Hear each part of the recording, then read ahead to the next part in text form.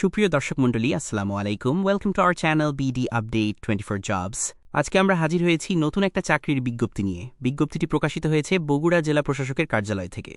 বিজ্ঞপ্তিটিতে কি কি পদে লোক নেওয়া হবে, পদ সংখ্যা কয়টি, শিক্ষাগত যোগ্যতা কি, তা নিয়ে আমরা আলোচনা করব। আলোচনা শুরুর আগে আপনাদের কাছে ছোট্ট একটা রিকোয়েস্ট।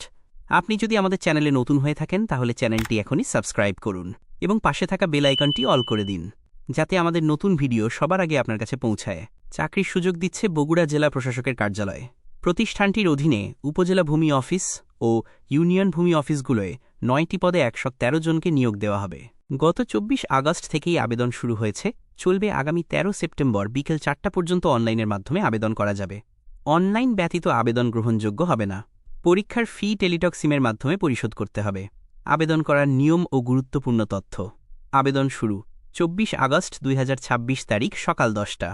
আবেদনের শেষ তারিখ 13 সেপ্টেম্বর 2026 তারিখ বিকেল 4টা পর্যন্ত। আবেদন পদ্ধতি অনলাইনে। চাকরির ধরন অস্থায়ী। প্রার্থীর ধরন নারী পুরুষ, তবে প্রার্থীকে অবশ্যই বগুড়া জেলার স্থায়ী বাসিন্দা হতে হবে। কর্মস্থল বগুড়া।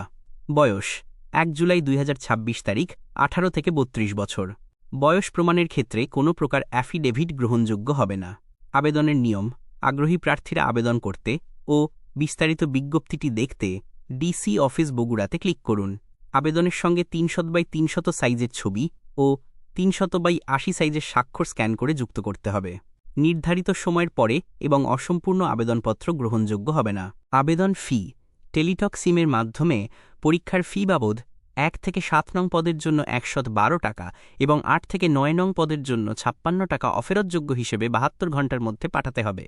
বিজ্ঞপ্তি দেখার জন্য ভিডিওর ডেসক্রিপশন বক্সে লিঙ্ক দেওয়া আছে, সেখান থেকে দেখে নিতে পারেন।